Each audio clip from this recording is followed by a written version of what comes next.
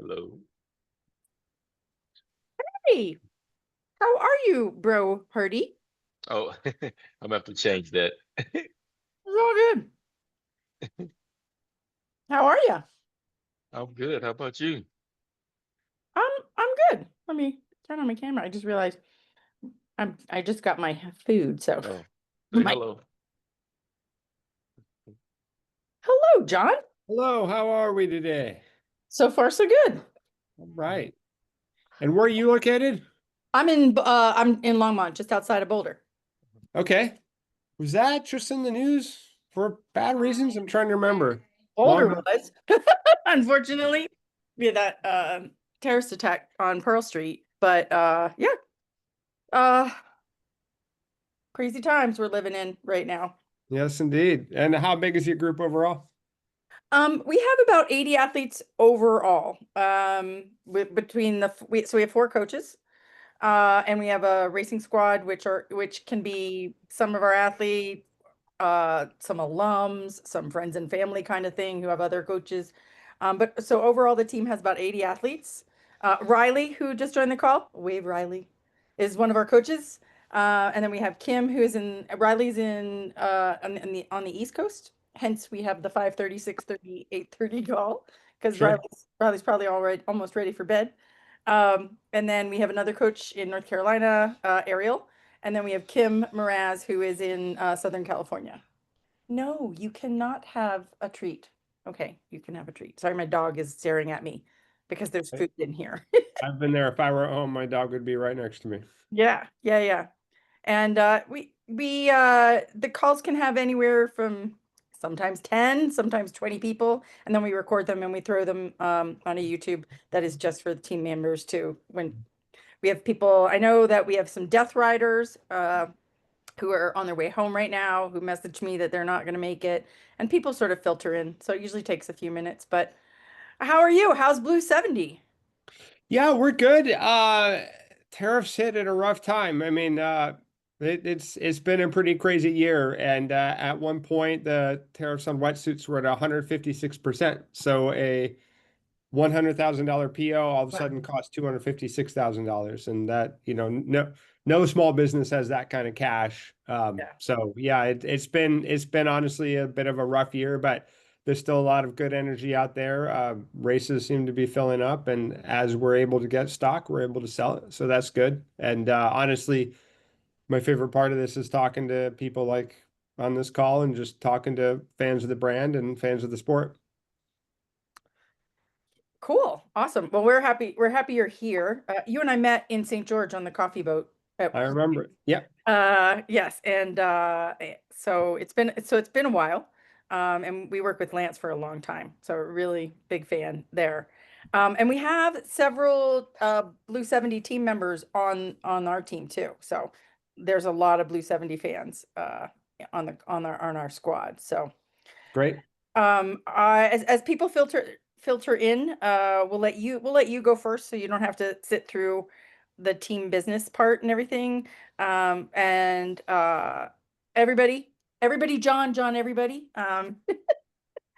People are still filtering in. Usually it's 5:30 on where you are, so people kind of filter in as they're able to. Otter, you're gonna have to go in the other room. Sorry, this is our assistant coach tonight. He's feisty. So John is the CEO of Blue 70, and he's joined us tonight to talk about wetsuits. Um, John, I'm gonna let you do your thing and give us some knowledge. We always have a learning topic, so you're our learning topic tonight. And then I figured we'd open the floor to questions. I have one, and that is, what is your favorite goggle and why is it the Blue 70 Contour? My favorite goggle is the Element goggle, our cheapest goggle. There you go. It's just The really, contour is really all simple. the way for me. So yeah. Goggles are like running shoes. Different faces fit different goggles. I will tell you the Contour is our top selling goggle. I would tell you our Contour is the one that's requested by all of our pros. It's that really streamlined, close to the eye socket fit. But I just like the plushness of the Element a little bit more. I'm going to go ahead and share my screen so we could go through some slides here. Um, Hold on. Is that sharing my screen? It is. Okay, look at that. I don't think I've ever done this before. So this is just some slides we put together about the brand and about wetsuits. Typically, when I do something like this, I don't want to assume that everybody is a wetsuit expert, but I also don't want to assume that everybody has never heard of a triathlon wetsuit, and I have to start at the very, very, very beginning. So I kind of started in the middle with kind of basic information on everything, and then I feel like people can ask questions as we go along if needed. So just about Blue 70, called Blue 70 because 70% of the world is covered by water. We started in 1993 in New Zealand as Ironman wetsuits, and in the season between 2005 2006, we changed our name from Ironman Wetsuits to Blue 70. So we were an Ironman licensee, and when you're Ironman something, you could only make that. So we couldn't make bags or goggles or anything else because that would be Ironman bags, and somebody else had a license for that. So we felt the need to kind of move away from the Ironman brand and establish our own brand. We only make swimming products. We don't do bike kits and running shoes and sunglasses and everything else. We focus on one thing and we do it well. I've been with us since 2007. I was able to buy the company in 2017. And the thing I take the most pride in is just that we are a small, really authentic company. Everybody in the office has done triathlons.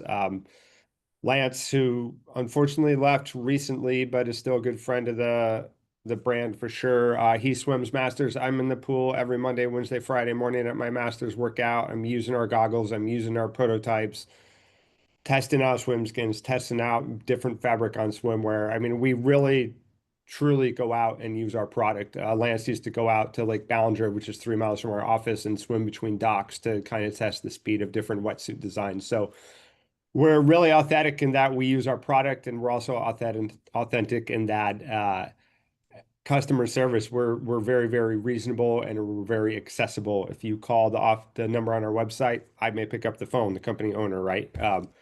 And we certainly have our warranty policies and return and exchange policies, but in general, we try to do right by you and do the right thing. So it's very, very possible you'd meet one of us on a beach in St. George and then call the office 3 days later and talk to that very same person. So most of what we do is wetsuits, and I thought I'd start with wetsuit basics. The term open water suit or triathlon suit are interchangeable. I mean, whether you're only swimming, which I would guess a third of our customer base never does a triathlon. They're just open water swimmers, and 2/3 are actually triathletes. But it's the same suit regardless because you are swimming in the open water. Um, Open water suits come with and without sleeves, and then they come with long legs and with short legs. If you are swimming in a triathlon and you're the least bit concerned about speed, I would definitely recommend long legs. The extra buoyancy on the lower legs will lift you up and make you swim significantly faster. If kind of mobility and getting the suit on and off and price is really, really important to you, we'll talk about a suit that we have with short legs. But generally speaking, we recommend long legs 95% of the time.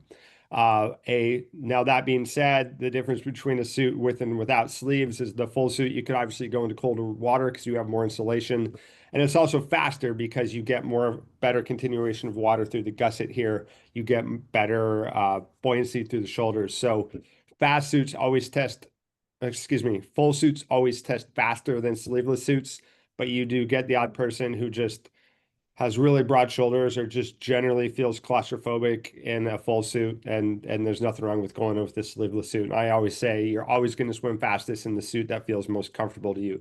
So even if we say the Helix is the fastest suit, if you find that it's too tight and you're happier in a reaction sleeveless, that's one you should go with.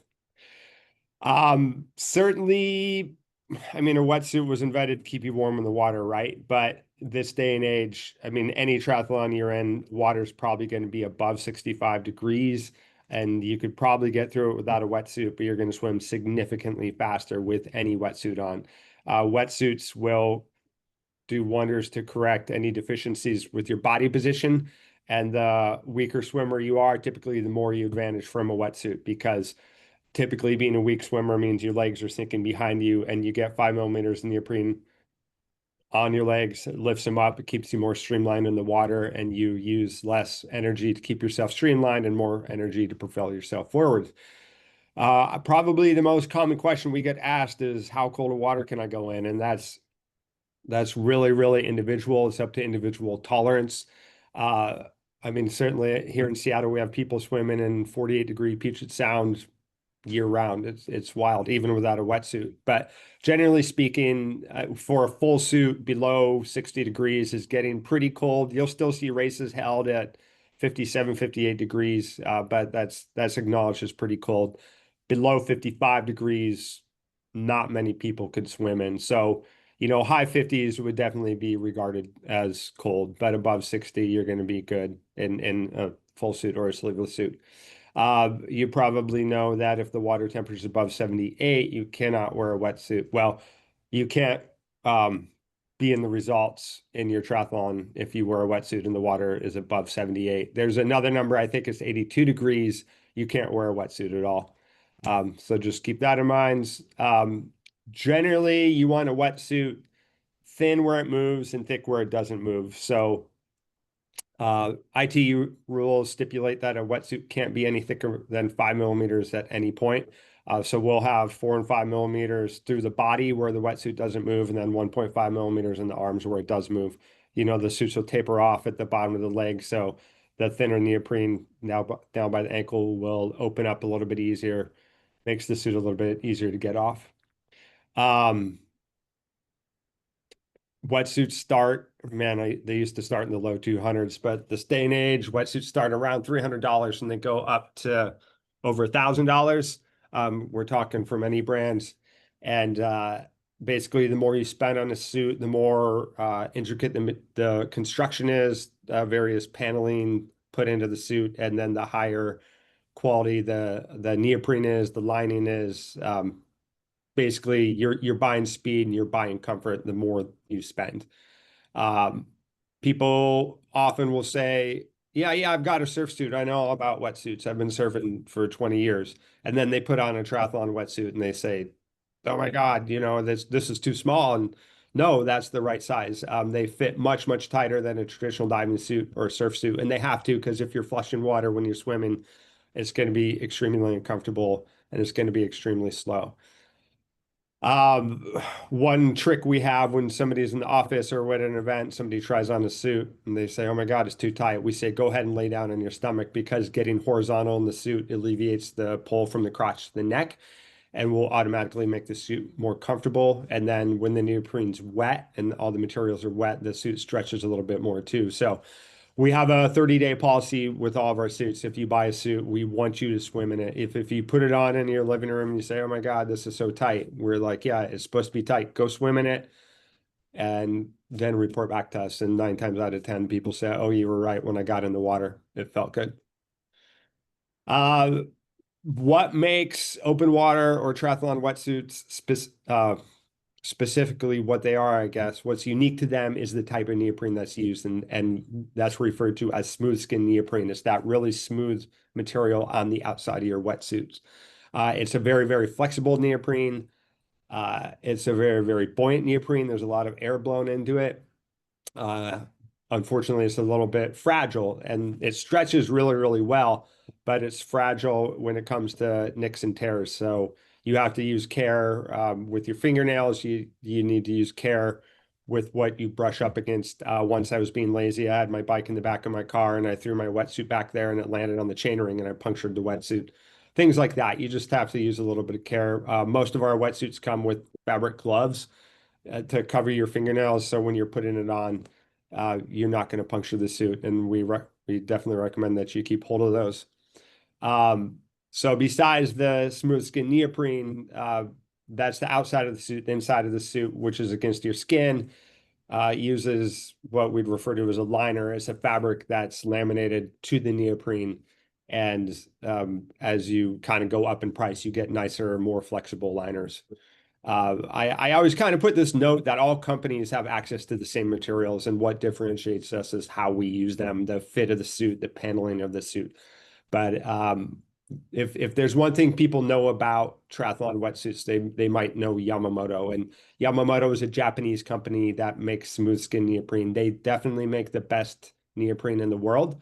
Unfortunately, they also make the most expensive neoprene in the world. I would guess 3/4 of all open water suits are Yamamoto neoprene. All of our suits are Yamamoto neoprene.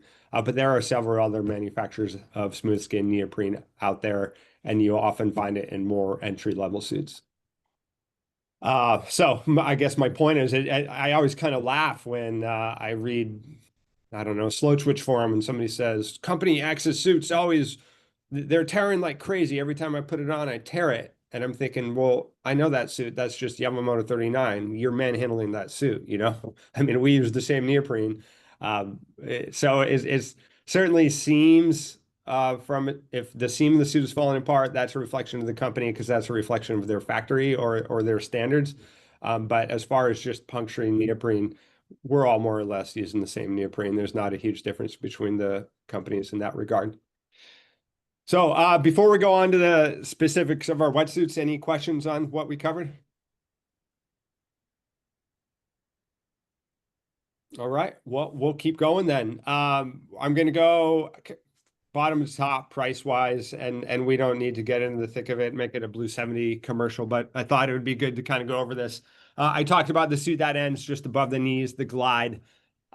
We Lance, who worked for us for years, he developed it. Well, we developed it together, but he referred to it as the splasher suit. We get a lot of people, especially during the pandemic, who aren't going out and swimming 2K, but they get in the water for their exercise and they do maybe some modified breaststroke and this and that. And we kind of developed this suit for them because they, you know, a full wetsuit is kind of time consuming to put on, and you got to put it on right or it doesn't feel good. This is a suit that slips right on because above it ends just above the knees, got no sleeves. It provides a little bit of buoyancy. It provides a little bit of insulation. If you're planning on racing 4 Ironmans in the next 2 years, I probably wouldn't recommend it. If you've got a lake house and you like to swim 20 minutes every morning before breakfast, you know, it's a great suit for that. Or if your body type is such that you really struggle to put on and take off wetsuits, this is definitely a viable option. It will give you buoyancy. I don't think you could drown in this suit. But certainly if you are going to be training in the open water and or racing triathlons, we'd recommend a suit with more features. It's just going to allow you to swim in a much greater range of temperatures. It's going to be faster every single time you swim in it. So our basic entry level suit is the Sprint at $310. It's a combination of 3 and 4 millimeter Yamamoto neoprene. All of our sleeves are 1.5 millimeters, but then so when I'm referencing thicknesses, I'm talking about the chest and the legs. So the upper body's 3 millimeters and the lower body's 4 millimeters, so that if you do have your legs sink, it's supposed to even you out a little bit.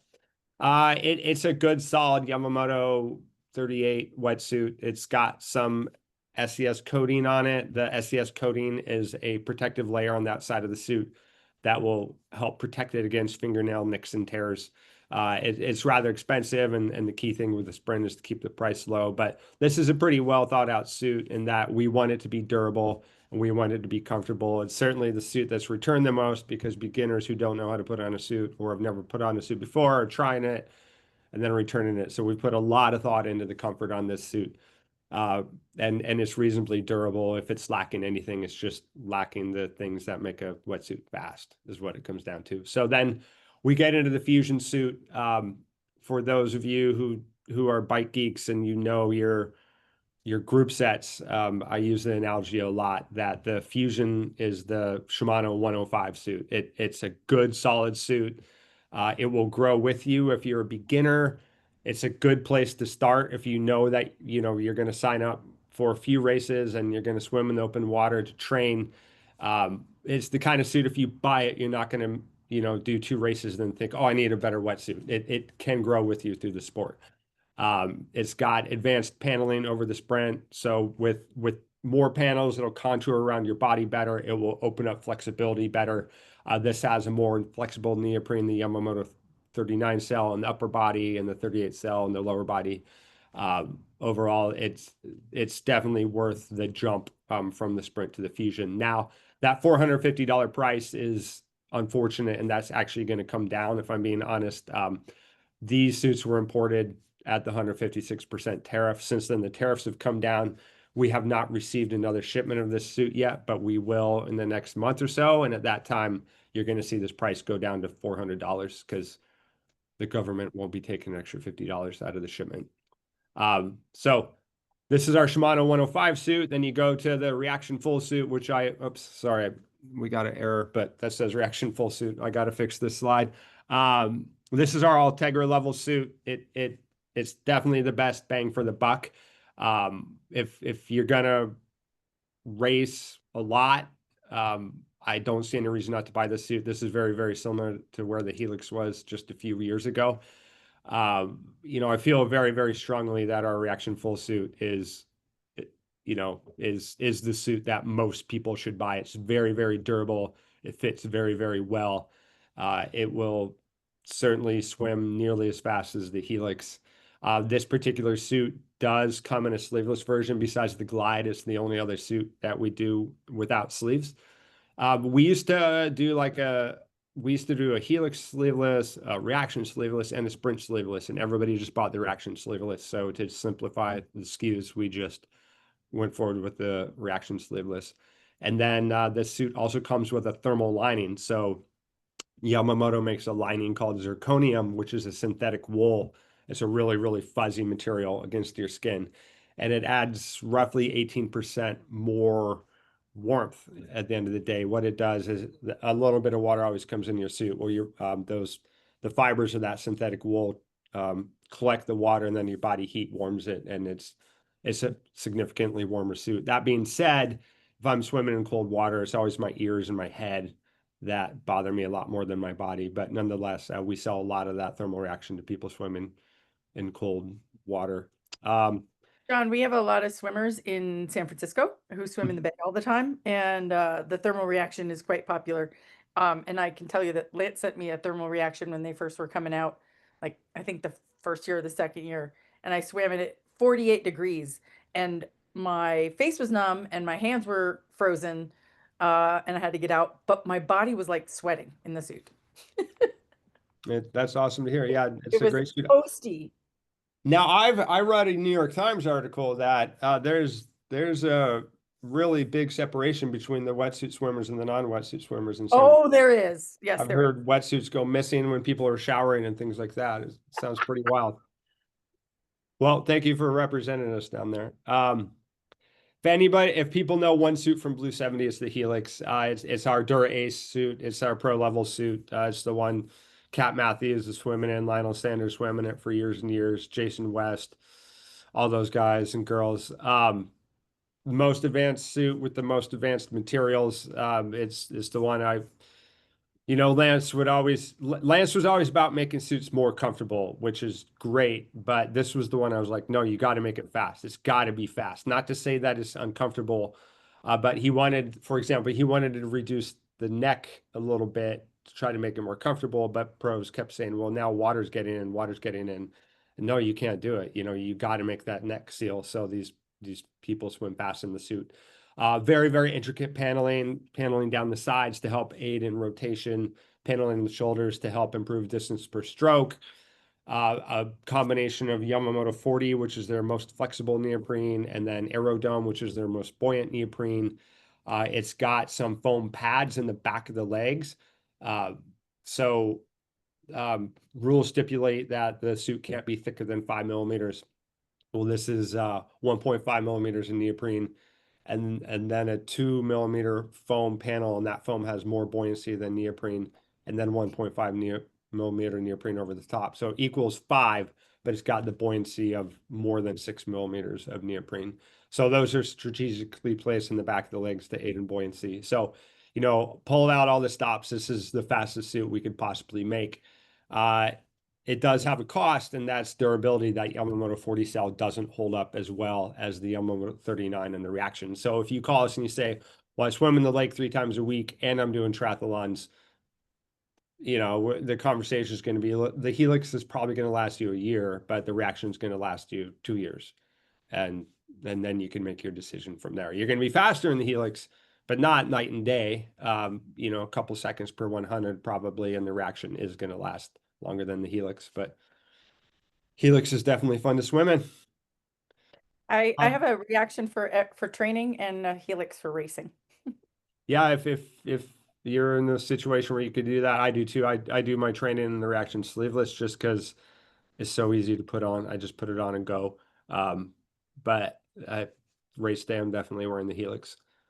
Wetsuit care. So a lot of really common questions about wetsuit care. I always say whenever you swim, you're going to shower. So when you go in the shower, bring your wetsuit with you. When you've taken your wetsuit off, it should be inside out, and your wetsuit should be stored inside out. So once you've taken it off, just leave it inside out. Rinse the inside, get the shower nozzle in there to rinse what's the outside of the suit, which is currently on the inside because it's inside out. Hang it to dry out of direct sunlight, probably 3 times in my 15 or 17 years here. I've seen somebody had their suit right side out and they folded it over the railing of their deck on a really hot day, and the rubber actually melted itself. And then they go to pull it apart and they took chunks out of the suit. It's rare, but I've seen it happen more than once. So keep it out of direct sunlight. Your suit won't melt. Simple as that. Like I said, store it inside out. You could fold it flat. When you buy your wetsuit, it comes folded, so you could follow those same fold lines, or you could hang it on a hanger. If you're going to hang it for like over the winter, you're not going to use it for months, take the legs and flop it up over the shoulders so it's not pulling on the shoulders and making an indentation on the hanger. During the pandemic, we saw a lot of people swimming in salt water because they couldn't get into their pool. And then we saw a lot of degradation of neoprene, and it was like this weird epidemic where we saw a shocking amount over maybe a 6-month period, and then it went away. And I'm convinced Yamamoto had a bad batch of neoprene, but they would never admit that. And what they told us is that if you are swimming in salt water, you need to soak your suit in a bathtub in fresh water for an hour or more once a week to rinse the salt out. And whether at the time Yamamoto had a bad batch of neoprene or not is irrelevant. I think that's great advice. If you're swimming in salt water, soak your suit in fresh water at least once a week. And I would say the same thing for chlorine. If you're swimming consistently in chlorine, know that that is going to eat away at your suit and it's going to make your suit last less long. Most people aren't putting in big miles or big yardage in their wetsuit in the pool, but and there's certainly nothing wrong with buying your wetsuit, taking it out of the box and going down to the pool to test it out if you can't make it to the lake or the lake's too cold. But if you're swimming day after day in the pool, make sure you're soaking it. Same with salt water. And finally, we have fitting tips. The difference between a suit that fits great and a suit that doesn't fit at all is often simply how you put it on. So first things first, put those fabric gloves that the suit comes with on. Our Sprint and Glide don't come with the gloves, but every other suit does. If the suit didn't come with gloves, use care, watch your fingernails, handle the suit as much as possible by the inside, and leave your socks on when you're putting your suit on because your socks will slide it through any lining easier than bare skin. You also see a hack people do where they take plastic grocery bags and put them over their feet, and then your foot will slide right through really easily. And then you could put those same plastic bags on your hands to slide them through the arms. But the whole theme when you put it on a wetsuit is to get as much rubber up at the top of the suit. So start at the bottom of the legs and pull the legs of the suit up higher than you think you need. You could always bring them back down, but if you're halfway through putting it on your suit and you realize you need more length in your leg, it's really, really hard to get down and get that length. So bring them up a couple inches higher than you need before you go up to your waist. And then when you're pulling the suit up to your waist, make sure it's completely tight in your crotch. You don't have any sag there at all before you put your arms through. And then the biggest key is when you're, a lot of times when people finish putting the suit on, the sleeve is pulled really tight like that. And you've got to start at the bottom of the sleeve and collect more and more neoprene. So at the end, you've got a big handful of rubber that goes up at the top of your suit. So, and you'll be able to see, we've got lines on our suits and we've got our logos on our suits. And you can see if those words are really stretched out up at the top of your shoulder, something's wrong. So you want to move neoprene up so that that word isn't elongated, that the font looks normal. That's really what it comes down to when you put it on a suit, getting all the excess rubber at the top of the suit and not stretched out in different body parts. We developed some video fit tip videos at myfirstwetsuit.com. So you could always check that out. We've got online chat, which is manned by a person, not AI. We've got a phone that rings right through to our desks. And we've got a pretty intricate ticketing system. So if you do buy a wetsuit and you're having issues, reach out to us and we'll get back to you. We take pride in our customer service. All right. Any questions? I have I actually questions. do. Yes, excellent. I Go, have a question Annie, you too. wanna go first? Who Annie, go go first? ahead.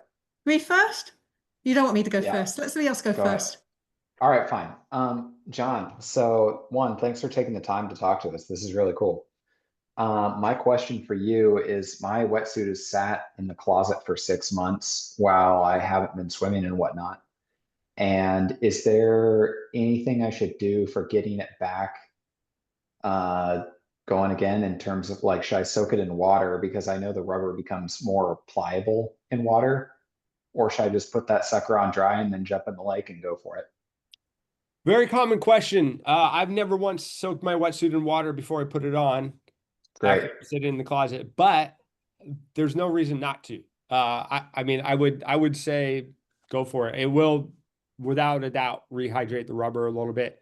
If you're at all worried about it tearing or if you've gained a little bit of weight, I think it's a good idea. There's no reason not to. Cool. Great. Wetsuits don't shrink.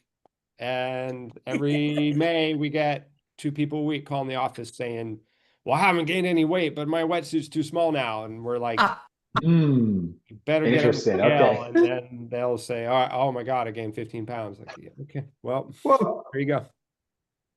Just keep that in Annie, mind. go. Thank you. Yeah. Okay. Why is are Blue 70 wetsuits better than Roka wetsuits? I'm Ooh. going to say it's going to come down to your body shape. I mean, why are Brooks running shoes better than Asics running shoes? It's going to come down to how the suit fits you. Now, we take significant pride in our fit, especially on the women's size range. We have the most women's sizes. We're the only company that does a short wide suit for women. I mean, like the 5'6", 680-pound woman. You know, most people have sized their suits for competitive triathletes, and we sized ours for the general population. So there are a lot of retailers who only carry Blue 70 suits because we fit the largest segment of the population. But if I were going to spend $1,000 on a high-end suit, I would definitely check everybody's return policy and buy 2 or 3 and swim them all and see which one fit the best to me. But Yeah. I mean, it really, really does come down to fit. They're using Yamamoto neoprene, and so are we. And I know they make some great suits, but obviously I like ours a little bit more. So Yeah. I'll tell you real quickly why Blue 70 is TMT's partner. I actually was exposed to, I used to swim in Roka wetsuits. I had, when they first started, they had great customer service. When their Maverick X first came out, the very first Maverick X, I had 3 suits in a row that failed and they tore on the seam. And it was the first like over $1,000 wetsuit I could recall. And they sent me my 3rd suit. It had seaming tape on the seams, and that was it. That was the big fix. And so and it was like pulling teeth to get that customer service. I was exposed to Blue 70 through One with the Ocean, who they were sponsoring at the time, which was a fantastic. And everything about Blue 70, and the biggest thing for us, I think, has just been customer service.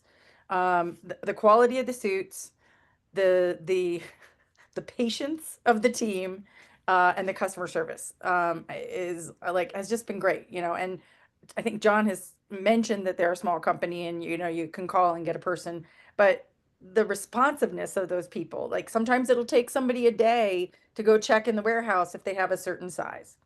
And then the other reason that we've stuck with it is John mentioned the range of sizes, and the Blue 70 was the first to offer Athena sizing that of any suit that I knew of.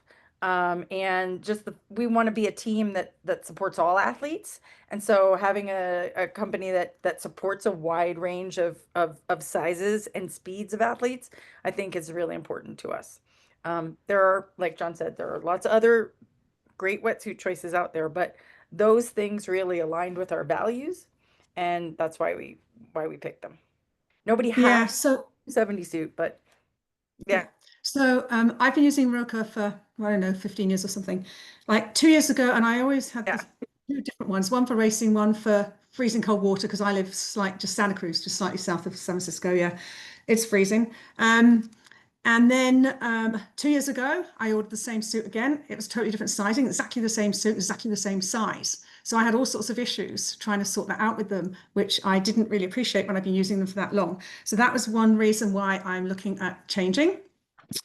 The other thing is that I have always had problems getting my feet out. I cannot get my feet out. And yes, I use lube and all sorts on my ankles. Yes, I can't get my feet out.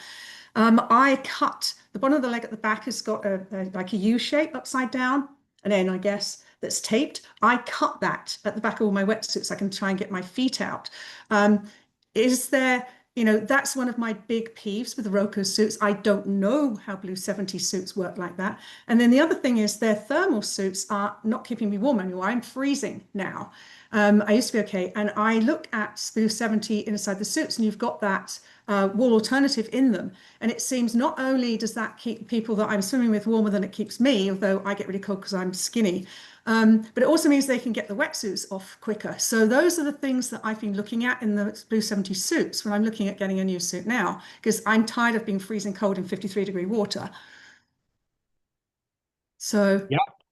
I mean, Give it a try. If you are having a hard time getting the suit off, even cutting an inch off the bottom of the leg. So all of our wetsuits have a seam that goes down the back of the calf, and all of those seams are taped 6 inches up the seam with seam tape. So you can cut anywhere where there's tape.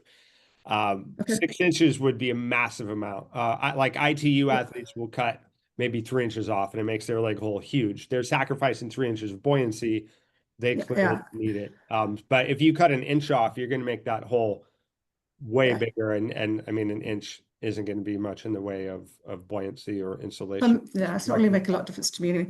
I have a couple more questions. So one is, how long do you recommend wetsuits should last if it's not a Helix? Depends how much you use it, right? Most people get 2 to 3 years out of their suits, but if you're swimming 5 days a week, you're going to get a year and a half. It really depends on how often you use it. It sounds like you're swimming in salt water, which will make the suit last not quite as long. Try to stick. What does that mean? Like, is it starts to tear or it starts to degrade? What we see, if a suit is truly worn out, the shoulders get really, really thin and brittle. That the neoprene is dried out and it's been flexed over and over. And that's why I'm like, well, it depends how much you swim, because the more you flex it, the thinner it gets and the more stretched out it gets. And we're talking tens of thousands of strokes. But, once again, we do talk to people who swim 5 to 7 days a week, 4,000 yards, an hour a day kind of thing. It's like, yeah, this is not going to last you as long. And once again, it's just like running shoes. If you're running 100 miles a week, you're not going to get a month out of your running shoes. That's just the way it is. Yeah. But for most people who are swimming once a week in the open water for their training session and handful of races a year, I mean, 3-4 years is definitely realistic with any of the suits. Yeah, I mean, depending on how you look after them, yeah. So what I was going to say is for everybody else, I have these hangers that I get from our local surf shop, actually. They're not an ordinary coat hanger. It's a kind of a huge fat, it's about 1.5 inches wide, and it's open one end. So I hang my wetsuits inside out, but I hang it over halfway around the waist on this really thick, like 2.5 inch wide hanger thing. And I hang them there all winter, answering Riley's question a bit, all winter inside out of the sun in the closet that's away from everything. And mine stay just like when I put them away, when I get them out later. So I don't know how much they cost, $15 or something. It's worth it because of the price of wetsuits. So yeah. And then the other question, last question is the gloves that come with your other suits. Can we buy those gloves? Because my gloves don't last very long and I make holes in them. My gloves are putting on my wetsuit. Do you sell the gloves separately? No, if you had a suit and you called me and said, "Hey, I had these gloves that came with the suit, but I lost them Yeah. or they broke," I'd just throw some in an envelope and mail them to you. I mean, they See, come with the suit. that's why your customer service is better than Roka, because I asked them and they said, no, we can't do that. You'll have to buy some. There you No, go. I got a box I, in the warehouse 15 feet away from me. yeah. I just throw them in an So envelope and send them to you. you're selling me more. I'm going to keep warmer. I'm going to have lots of buoyancy. I'm going to be able to get my feet out and you'll give me the gloves when I wear them out. There's some things all of a sudden that make me want to buy Blue 70. I would Right. say the reaction thermal is going to be a hot bet for you too, and Yeah. maybe trim. And I think the reaction is easier to get off than the helix, Right. but I think you might want to trim off an inch or so Yeah. at the bottom. But I think you're going to be warm as toast. And I think that, I mean, John has to be careful about what he says about how things are going to last, but I think like the reason that I have a reaction for training and a helix for racing is actually because Lance was like, I was swimming in my helix when I lived in San Francisco 4 times a week, and they were getting brittle. It was thinning out at the shoulders, like John said, and I was getting lots and lots of nicks that I was repairing all the time, gloves or no gloves, and uh, and so we just did that and had the 2 suits and but I also think that to John's point is like taking care of it. Like I had a helix for 3 years that was just fine. It was wearing out, but I was swimming in it a lot. But I also wasn't always rinsing it out after a swim, right? And now, I've got the 2 suits and I definitely when I swim a little bit less in the open water, but I whenever I do, I rinse them very carefully. And I just think that fresh water, cleaning them out. I'm not, a lot of people freak out and are like, do I need some soap? And John, do you think people need a wetsuit cleaner? I know there are some on the market. No, really just use a lot of fresh water. Yeah, cool. I'll tell you, so the other, like, I think it's 2 weeks ago, there was someone coming to their first open water swim, said to me, so now I put this in the washer. What cycle should I put it on? I went, oh my God, are you kidding me? Don't Yeah. ever do that. This my is God. they just don't know. They just don't know. They're only going to stink if you leave it in the trunk of your car for a couple of weeks, or if you're swimming in stinky water. And if you're swimming either You way, don't wash it out. it's just a matter of continuing to rinse it out and keeping Yeah. it, Yeah. I mean, most people, when it's cold water, pee in the wetsuit anyway. Make sure that you remember you've peed and completely rinse it out really, really well. All right. Anybody else? That's not why I rinse out my suit. Yeah, any more questions? We're just checking the chat. Arisa just said thank you. No, I don't think we have any more questions, but thanks so much. Yeah. Thanks for having me. Always a pleasure. Give us a call. If you're looking for a deal, we sell you can check our outlet site, Blue 70 outlet, blue70-outlet.com. If people did return suits, you could sometimes score a deal there as well. Yep. And our code is really easy to remember, team. It's TMT. Pretty easy. Yeah. Thanks a lot. Thanks for having me. Thanks. Awesome. All right, I'm going to knock out. Cheers. Cheers. Thanks. Thank you. Thanks everybody. Okay, I have a short amount of announcements and I don't have a short amount of race announcements, but we'll go that. Quick reminder, you refer a friend. We have 4 coaches. Awesome choices. Posted a little thing highlighting our 4 different coaches today.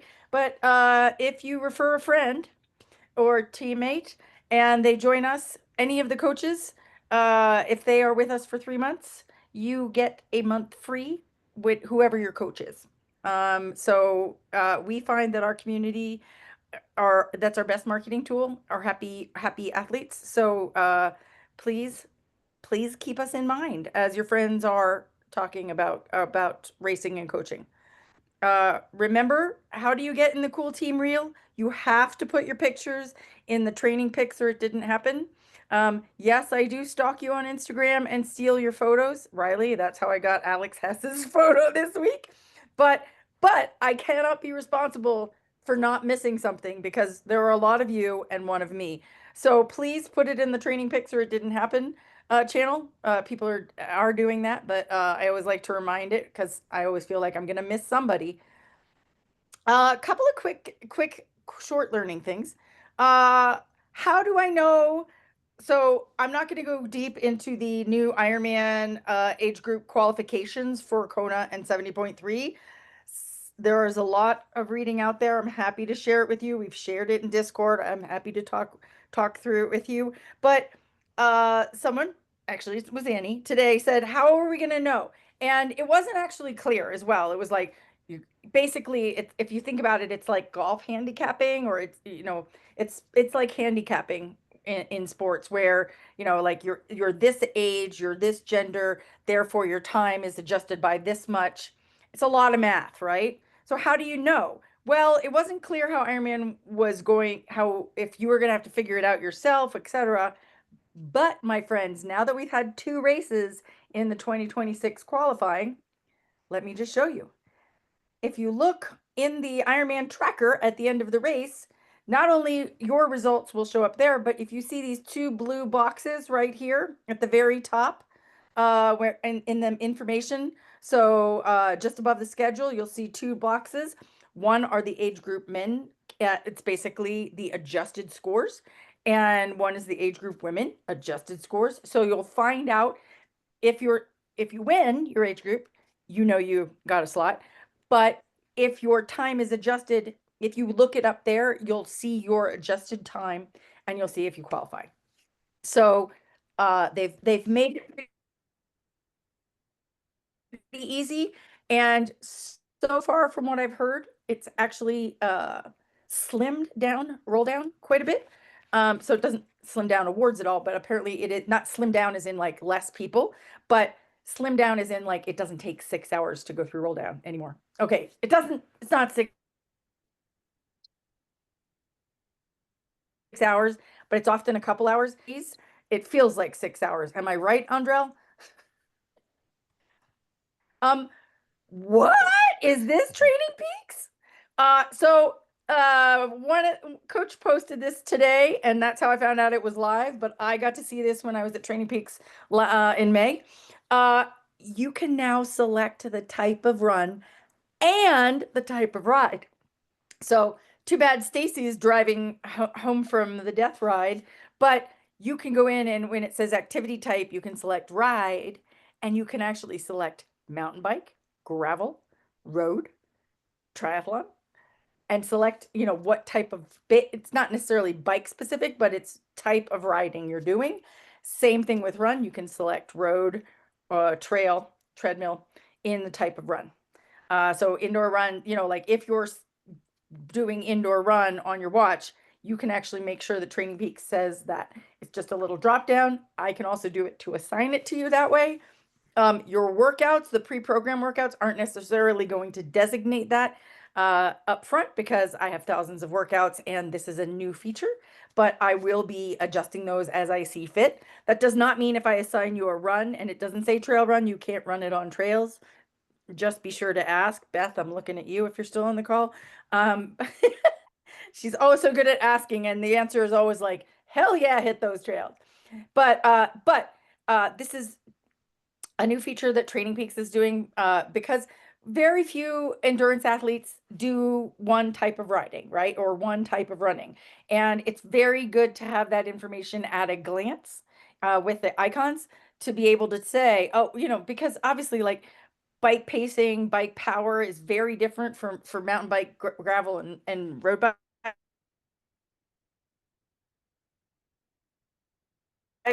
and TT bike. So today, I'm excited. I don't know if you're excited, but I'm excited. It also will allow us to run different reports eventually. So I'm really excited about that. Here is your monthly reminder that Cozumel Camp 2026 seems like it's a hella far away in February of 2026, but it's not. And there are other, there's another team that is going to be joining us. So slots will fill up fast. Please either go on the website and put in your deposit. We can always switch your dates if you're not sure which camp and you just reserve one. But it's $300 to put in your deposit. The balance of the payment isn't due until the end of 2025, and it's going to be off the chain. Let me just say that we will have practice racing, transition practice. We will have pro athletes joining us in the pool and on bike rides. And we will have at least 5 coaches. We might only have 5 athletes. I don't care, but we will have at least 5 coaches. So I'm pretty stoked about Cozumel Camp. I've had a lot of people asking questions, a lot of people saying they're thinking about it, but we haven't had a lot of people putting up their hands and saying they're definitely coming. I realize, and as Maxine likes to say, oh, people aren't RSVPing to your party that's 10 months away. It's not 10 months away anymore. So, and as anybody who's been to a camp knows, it's a lot of work to put it together. You know, whether it's personalized swag, you know, all the logistics. And so we definitely want to make sure that you're with us and that you have a great experience. So the sooner you let us know that you want to come, the better. So go have a look. The dates are on the website.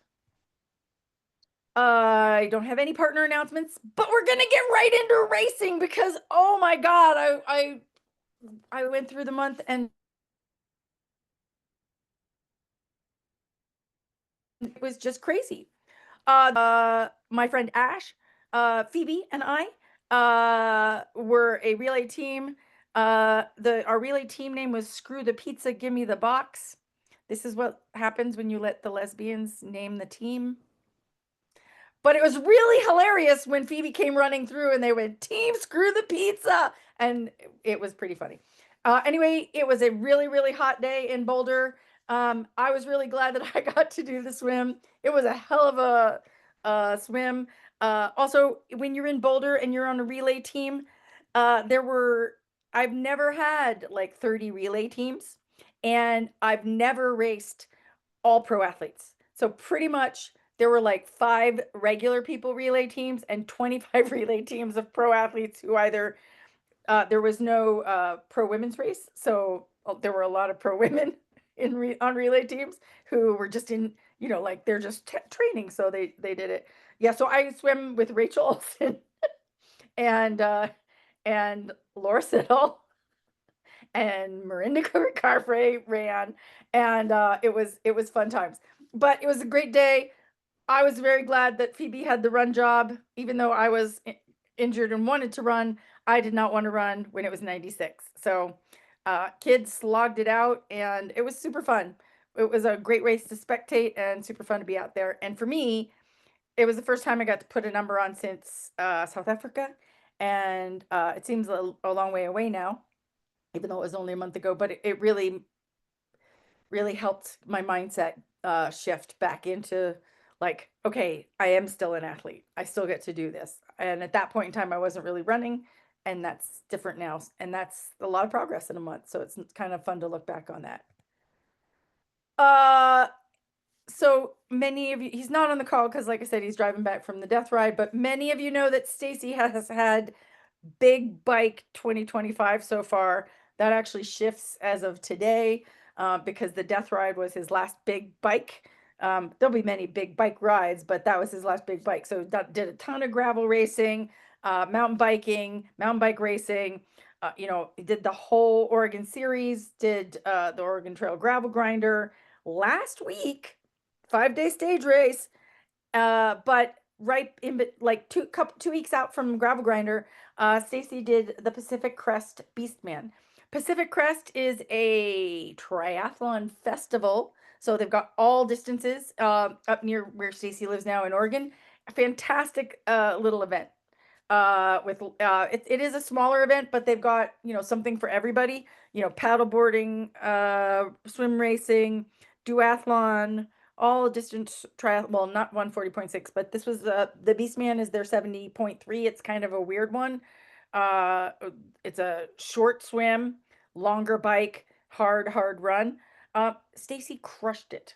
And his last 70.3, we looked at his normalized power and we said next 70.3, this is what we want your normalized power to be. Well, we didn't have a triathlon specific block for this. And so the goal was, hey, you're mostly training for the bike, so have a really good bike. But let's do a triathlon for fun. And his normalized power was right on the money. Like, we didn't notice till after the race, but we were stunned. It was to the watt. We were just super happy. And I mean, he just looked fantastic, which is good. He remembers how to be a triathlete because now the next race is 70.3 Cascais in Portugal in the fall. Broken Arrow Sky Race. Oh my God. Stephen Hatwick and this race have issues. But this issue was not Stephen's. So last year, Stephen did not finish the Broken Arrow Sky Race. Wasn't feeling good. Did a really good job. Kind of went out too hard loop 1, and didn't make it through loop 2. This year, the goal was to take it smart and take it easy through loop 1, and then negative split it. Feel very strong on loop 2. Loop 1 went to plan. Loop 2, as you can see, was a snow out. And and not only was it a snow out with limited visibility, there was lightning like 5 miles away. And so they cleared the mountain. So Stephen was 2 miles away from the top of the hill where you get to just basically run down and be done. And that's where they pulled him. So it was an epic experience. I think he's got a great attitude about it. And he's like, I just got to come back next year again to get my goddamn belt buckle. So,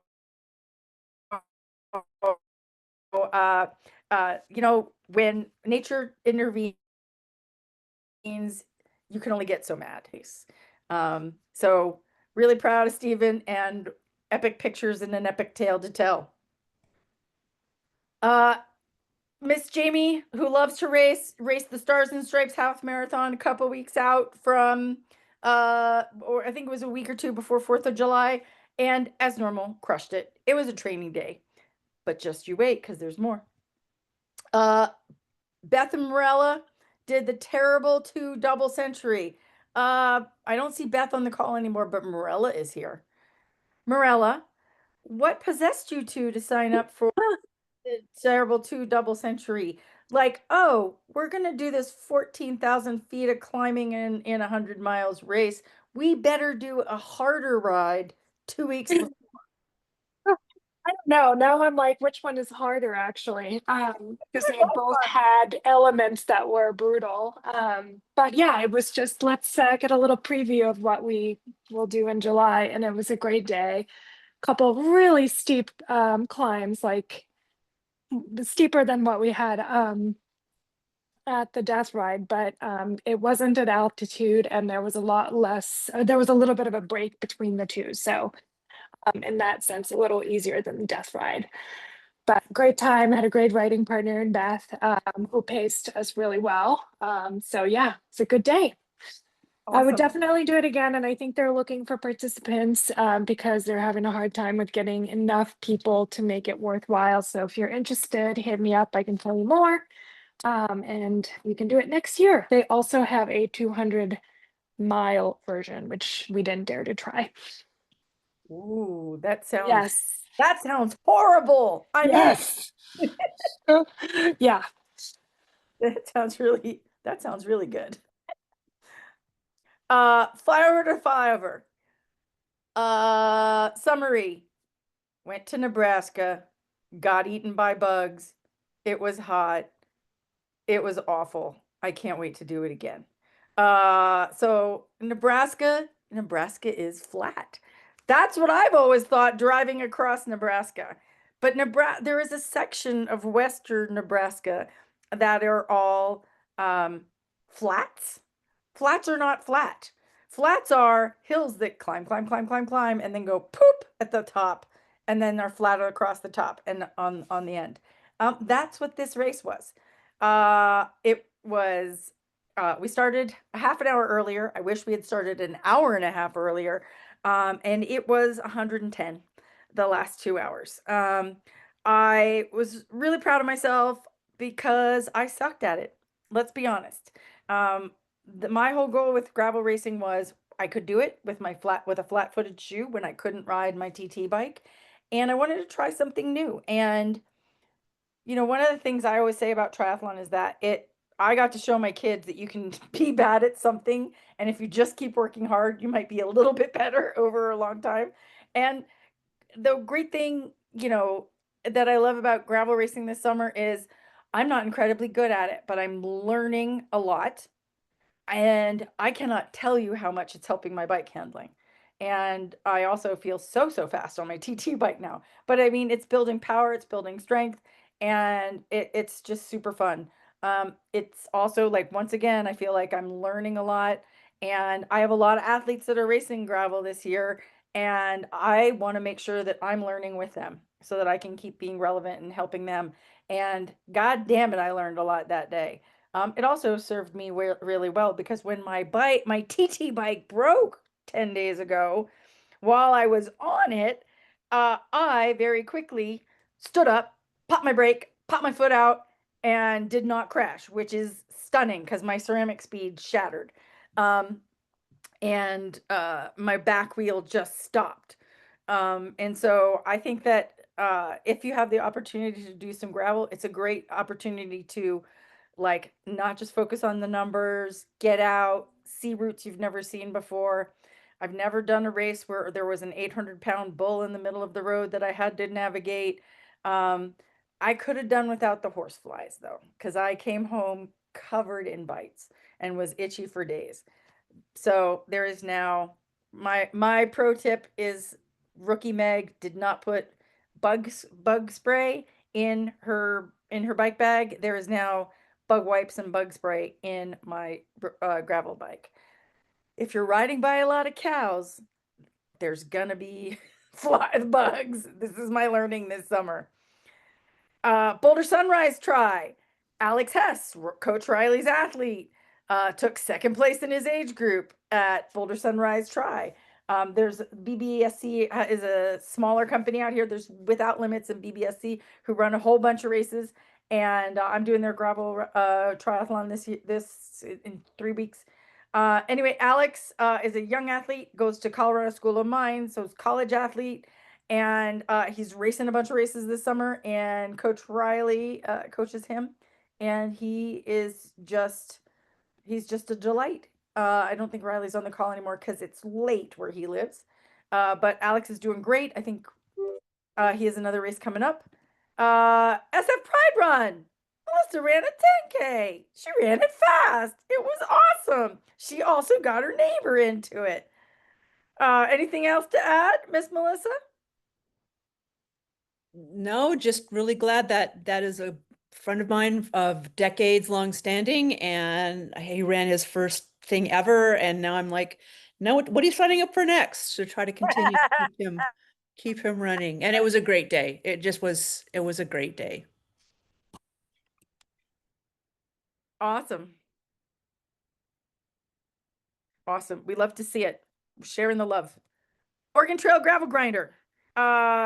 We have seen lots of pictures, but 5 days, Stacy and Joseph in a tent for 5 days, and epic things were had.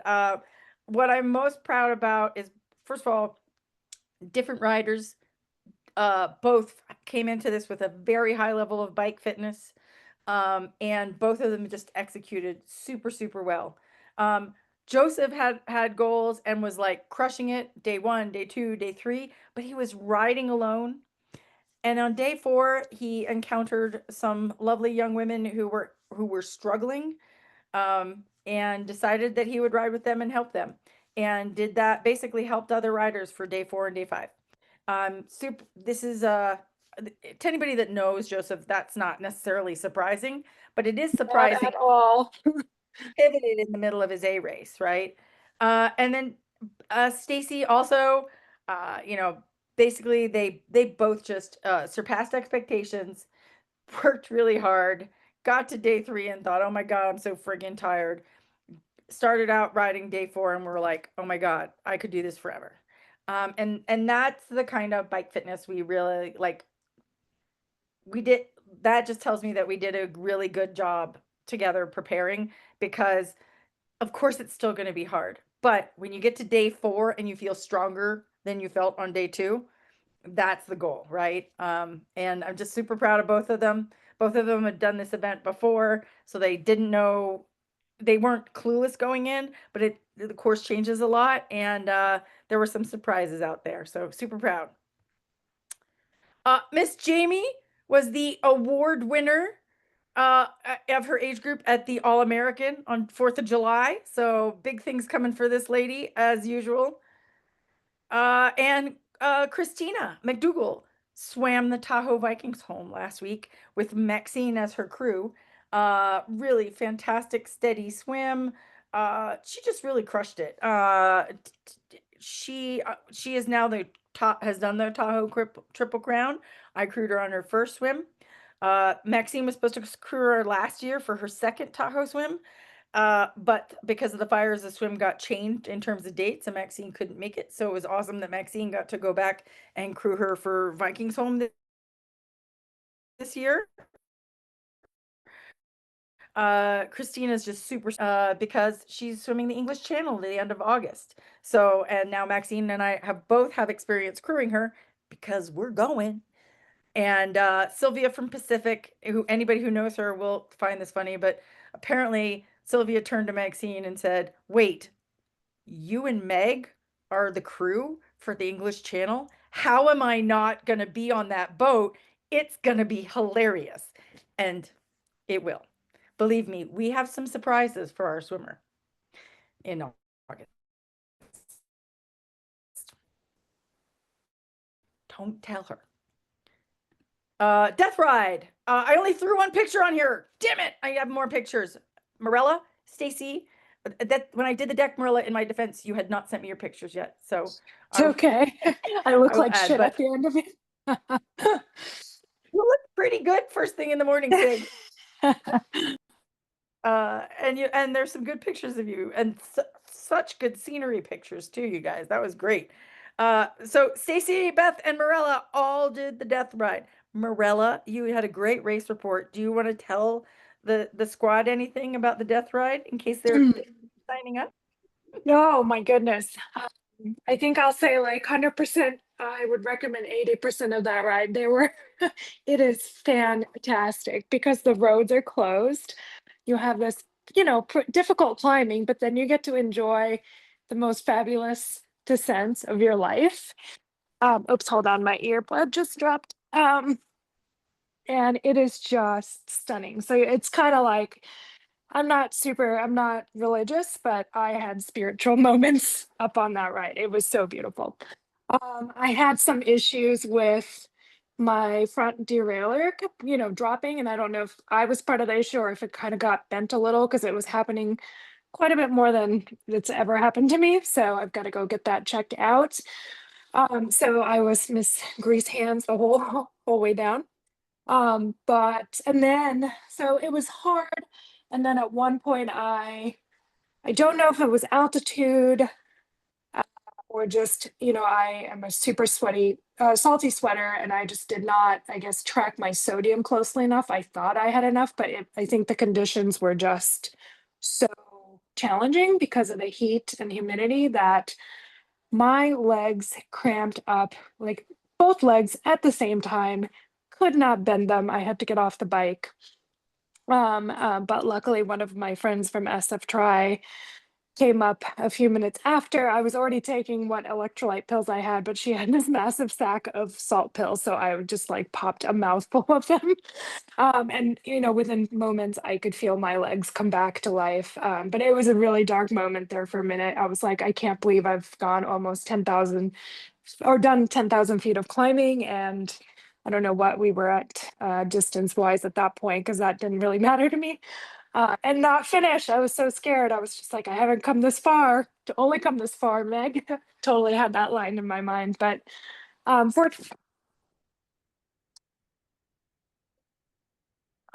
having earbud issues, but fortunately, the salt did the trick. That's exactly what I was missing. And then so I was able to finish the remaining 4,000 feet, and really at the top of the last climb. It was hard, but I there was a thunderstorm, so we got some cold water and cooled off, and then there was noodle soup at the very last pass out of the 6. And somewhere on that last descent, I, kind of found that joy again and was just like, oh, this rules. This is so amazing. So it all ended on a high note, despite having a low point in And- there. But yeah, I And- definitely recommend. And Stacy messaged me and said that he really wanted to go for a brick run right after he was Oh done. my God, yeah, Nicole. okay, that man has issues. Oh, his goal. Wow, that was I was just like, thank God I don't have a brick till next week. Wow. Thought you would find that hilarious. He said he changed his clothes and he was like, "Well, I'm ready. I'm dressed for it. I might as well." And Nicole was like, "No, sir. I've been waiting around for you all day." Yeah. But let me just ask a question. How many feet of climbing is in So, if for those who don't know, Morella is training for her first full Ironman in September, early September, in Japan. How many feet of climbing is in Hokkaido? Oh my God, I know it's not a lot. Not 14,000 feet. is what- Yes.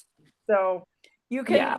remind this one, the double century and this are in the bank for your confidence.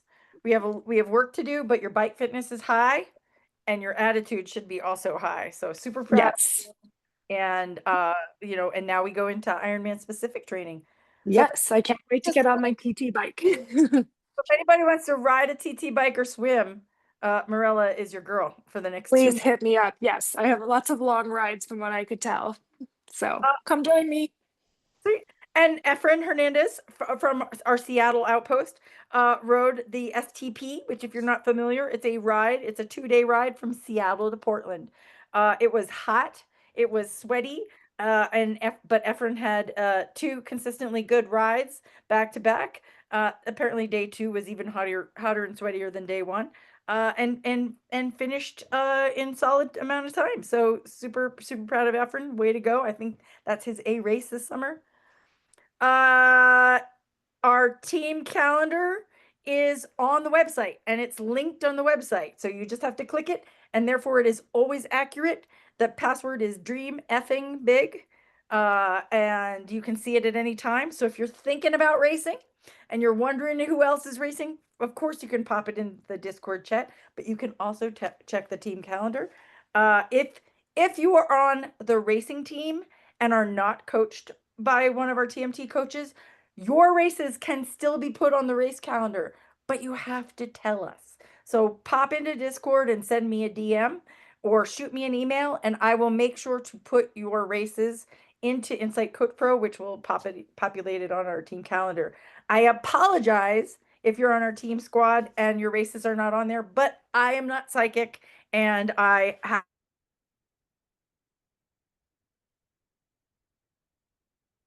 have to have it. Don't just text it to me or I will forget. And that's all we got. Ta-da! Any questions or comments? Oh, there's some chat. Arisa, salty, salty, salty. Oh, Morella, one thing I was thinking about. So, when you were talking about salt pills, one, always have more salt pills than you need because the hotter it is, the more you need them. And you might underestimate your thing. So I always have a baggie of salt pills, and I always have an extra baggie of salt pills hidden somewhere on my bike in case I drop my baggie of salt pills, because I've heard of, I've watched athletes be like, "Oh, I had a big bag of salt pills and I dropped them." So instead, I have these little pouches of 12 salt pills that are hidden in like 4 different places in my bike. I swear I'm not lying. This is why I look like a Walgreens. That's a good idea. I definitely don't want that cramping again, but it's good to know that it went away. Like Yeah, that yeah. was a good learning to know, like, okay, if it happens, salt, Um, salt, salt, and then yeah. Salt Stick, who makes really good salt pills. I like the precision ones, but Salt Stick makes a big old bottle and they're a lot cheaper and Yeah. very similar profile. They also make chews. Now, I have to be humbled because I had used their chews before, and it was like a chew was like 10 milligrams of salt, and I was like, I'd have to eat like 100 of those in an hour to get my salt, etc. And also they tasted like butt. I'm not gonna lie, they just didn't taste good. They have reformulated them. They are about the size of a sweet tart now. Two of those little chews, and they taste like a salty sweet tart now. So they're a little sweet, a little salty. And they're about this big. Two of those are 100 milligrams of salt. So I would still have to eat a lot of them.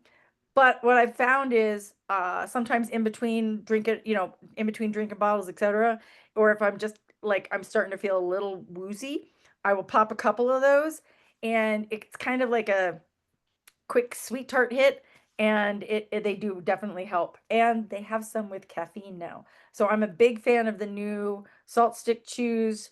There's like a tropical with caffeine. Boom. It's really, really, really tasty. And I just have tried them because it's really easy to eat them on a gravel ride. It's a little like salt pills, fishing salt pills out of a little baggie on the gravel bike is a little hard. So I'm finding these chews. I have a little mesh pocket, and I can shove my hand in them, and my mesh pocket, this is what a trash panda I am on the gravel bike, is full of Nerds gummy clusters and Salt Stick chew little tablets. So You know, yeah. salt stick also, you can buy the little individual packets that have like, I don't know, half a dozen or so in them. Yep. And so I take them because it's too hard to open a Ziploc or anything when you're racing. I have one of them in my back pocket if I think it's going to be hot on the run, and then in my under saddle bag if I think it's going to be hot on the bike. So it saves me decanting. I can just buy the little packets. Yeah, I have a little so Tic Tac, some of those or Mentos, little Mento gum bottles, or Yeah. a larger one. I use it on the gravel bike. I have the mini M&M tubes. I don't eat them. I buy them. Saxton eats the M&Ms. He says he's always happy to take one for the team. He'll eat the mini M&Ms, and then I use the tube and fill it with salt pills because I can just that actually is such a great one because it's a little big, but it pops open with one, with just your thumb. I can dump them in my mouth and pop it closed with one thumb. It's really easy. So I've been using that on the gravel bike because it's really easy way to take salt in. Ziploc baggies on the gravel bike is no bueno. I have to pull over to open a Ziploc baggie. So I still have my meds and stuff in those, but no, anything, I need something that is one-handed on the gravel bike for sure. Sometimes no-handed. So yeah. All right. Well, thanks everybody for joining. Good to see you all. Andrel, the beard is really coming along. It is.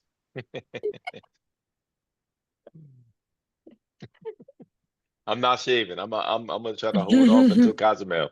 There you go. Yeah, you might want to shave for cause though, because that would be when I see guys with big long beards racing, I'm always like, God, that's gotta be hot.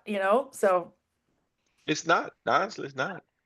okay. I'm good. We'll see. We'll see how long I last. We'll see when we get to cause. So yeah. Awesome. All right, everybody. It's great to see your smiling faces. Thanks for joining us tonight. See you soon. Bye. Bye. Bye. Bye.